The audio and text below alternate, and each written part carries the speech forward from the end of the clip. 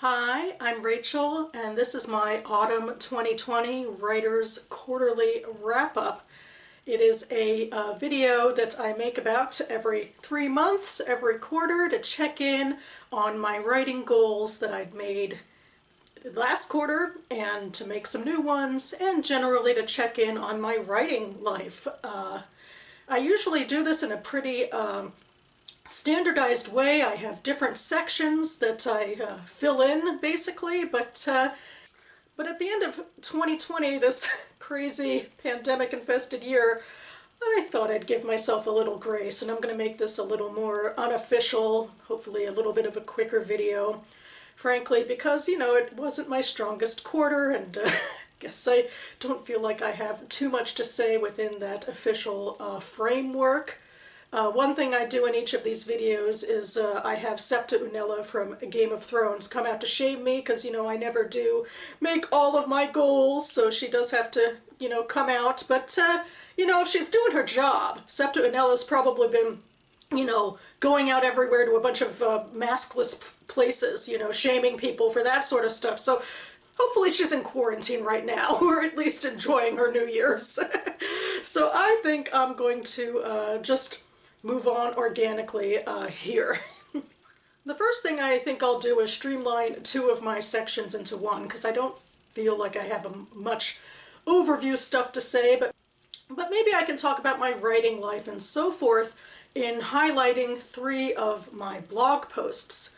These videos are mostly here for me to hold myself accountable for my fiction goals, but a lot of the writing I do month by month and so forth is for my blog, so it's technically nonfiction, and I update 3 blogs once per month, usually. Actually, in the autumn I update it slightly more often for a Nano Blogmo project. But anyway, I just wanted to highlight my top 3 posts, 1 per blog, here, right now. So that's what I'm going to do, and I think it's also going to give a little bit of an overview of the quarter. Starting with my reading and writing blog, where I talk about my reading and writing, where actually I guess I should be patting myself on the back for this one. I just figured I would share the post in October that I made that my flash fiction story Intersection was published on Flash Fiction magazine. And yeah, I guess I should be in a more optimistic mindset about my success story this quarter, because, you know, I got published, and that means something even for such a small piece of work. So if you are interested in 600 page, oh my gosh, 600 word, there we go, story. It was my attempt to do something a little bit political and hopefully not too didactic, but anyway, you can check out that story down below. I guess I'll go in chronological order from here and go into November for well, I'm going to highlight what I wrote on my Jewish DC blog, which is a blog that I started to chronicle events happening around DC in the Jewish community. And of course this year has been a very unusual year, because usually I go to events in person to talk about them, but of course for most of 2020 there has been no in-person stuff.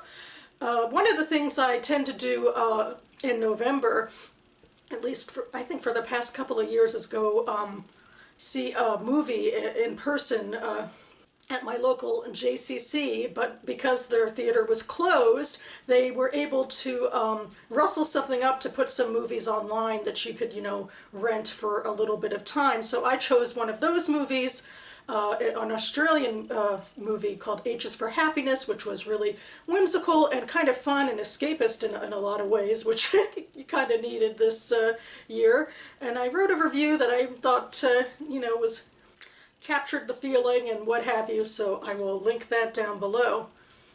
And finally, the most recent of my blog posts I just wrote in very late December on my Hava's Footsteps blog, which is a sort of broader blog I do about Jewish issues and pop culture issues that catch my fancy. I guess it's kind of ironic that I'm choosing the December blog post, because my Nano Blogmo project takes place on this blog, and so I wrote 4 posts in November, but I decided I'm actually going to talk about a few of those in my next video, so I'm going to skip ahead to December and talk about me recapping his Dark Materials, which feels like me talking about what I'm sure a lot of us have been doing this year in quarantine, which is our TV habits. I mean, to be fair, I would have been watching his Dark Materials anyway. I also talk a very little bit about The Expanse, and those are both the shows that I was watching and reviewing last year at this time, so what do you know? What I like about his Dark Materials, I don't think it's a perfect story or adaptation. The adaptation in particular is very exposition heavy, and you have to do a lot of hand-waving around world building because it's a fairy tale and for children. Although I think it can be appealing to adults. What I like the most about it is how it probes ideas of adolescence and of growing up within a Paradise Lost retelling setting, but still. We have some room in Lyra's story, in the main character's story, for some internal growth, which I thought they did pretty well with, given the medium. Like, you don't have any of the interiority of the novels. I'm also very struck by something that one of the showrunners said, I think at Comic-Con a couple of years ago, about how this is a story about good people and not great people, because here we have this setup of literally saving the worlds. And the stereotypical character we would be following is the great man, Lord Asriel. But in fact, in this story, it is his daughter who is the child of prophecy, as we are reminded ad nauseum. And she is the main character as she learns how to be a good person and not, stuck in her own, mythology, but just trying to be a good person, looking out for the people she loves and trying to understand the type of person she wants to be. That always stuck out to me too, in this story that otherwise, I don't know, I feel like I shouldn't be liking as much as I do, being a quasi-religious person myself, and how this is Philip Pullman's attempt to be, anti-religious institutions. That being said, Jews aren't as much into the whole, Eve and original sin thing as, Catholics are, so, I also just talk a tiny bit about some cerebral stuff about The Expanse and the type of storytelling they are doing in Season 5. No spoilers in that section, but I will be having a full review for The Expanse when the season ends in 2021, so stay tuned. So I figure I'm not going to talk in a lot of detail about the goals that I set for myself last quarter, because I'm generally not too impressed with how far I got with them. I did say Septuagint would come out. But the one thing I did do, of course, was in November I took part in NaNoWriMo, and I did write my 50,000 words. I'm mostly happy about it, of course. I mean, I have been struggling for a bit with my fantasy project, and I don't think I was as far along in the planning for it as I thought I was. So I spent a lot of my words in NaNoWriMo. They're more like draft 0 words and more me outlining the chapters rather than writing them. I already had an outline, but I feel like I realized as I sat down that it had to be more specific than I had the headspace to do. I think one of the downsides of Nano is that you have to be so focused on getting the words out that it can be difficult for planning and for if you need that time to really think through things. Nano is not the time. I guess I could have done another round of outlining, but I feel like this is kind of a learning process for me. I've never written high fantasy before. And I always wish, I've been thinking about how I wish there was a high fantasy support group, and maybe there is somewhere, just about this whole process of staying true to a world that exists solely in your own head, and particularly for those of us who aren't just, going the escapist route, but are trying to incorporate something real into that world. Like for me, I have a lot of themes of Jewish culture and religion that I'm trying to put into the world, but I mean, I'm making it different, but, in that vein and in that spirit, and how to navigate that, and I'm sure that I'm overthinking it and overanalyzing it, and that's to my detriment when it comes to actually getting stuff done.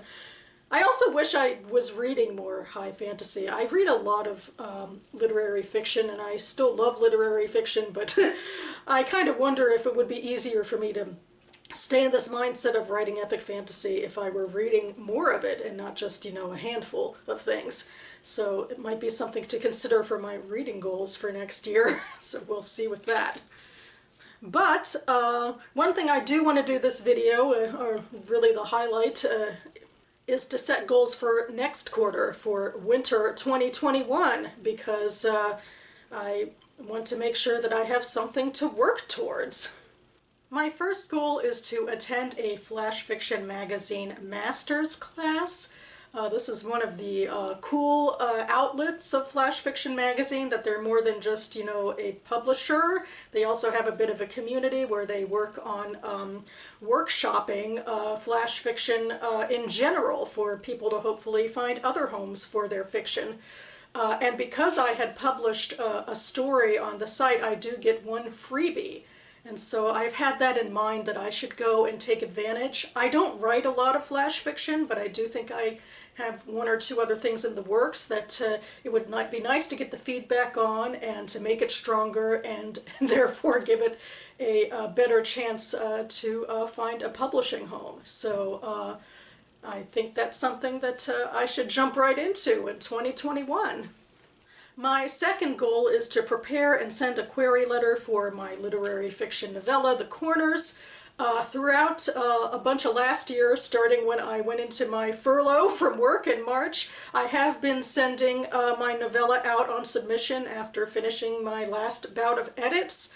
Getting in all those rejection letters and racking them in, but it's a new year starting, and I'm not ready to throw in the towel yet. I have a few more possibilities that I see on the horizon that I'm actually a little more optimistic about, perhaps. I focused a little bit on contests in 2020 where they'd only publish one winner or something. And anyway, I'm moving into another direction, and I have another publisher that's most immediately in my sights that might be a possibility, because that's what putting yourself out there is. It's looking for those possibilities. So, but that means I need to prep for it and write a query letter that speaks specifically to my work and why it would be a good fit for this publisher, and then I can send it off. And finally, goal number 3, to harken into one of my failures from this quarter, is to finish Act 2A of my fantasy project, A Song of the Wanderers, which I wanted to finish in December, and of course I haven't. But life marches on, and so does my project if I put the work in and stop being afraid of the fact that, the words aren't flowing magically from, my fingertips, even if I'm writing about a little bit of magic in an epic fantasy world, or trying to. We can only keep moving forward. I'm still very devoted to this project, and I need to make that passion for it outstrip any sort of fear or nervousness about the work. Not the first writer to try jumping headfirst into epic fantasy, after all. We can do this! So that about covers it for me now. You can find some links, again, to the things I talked about in the blog post specifically down below. I should be back on this channel imminently soon, in the imminent new year, to discuss my favorite books of 2020 and my anticipated reads for the first half of 2021. So stay tuned. I hope all of my fellow creatives are gearing up for a more hopeful 2021. I feel like it can't get much worse than 2020 was. I mean, at least there's the vaccine on the horizon, and hopefully we'll be hearing good news from that soon. And that should bolster our spirits as we go forward in our creative pursuits. So keep writing, everyone. Thanks so much for watching, and I'll see you next time.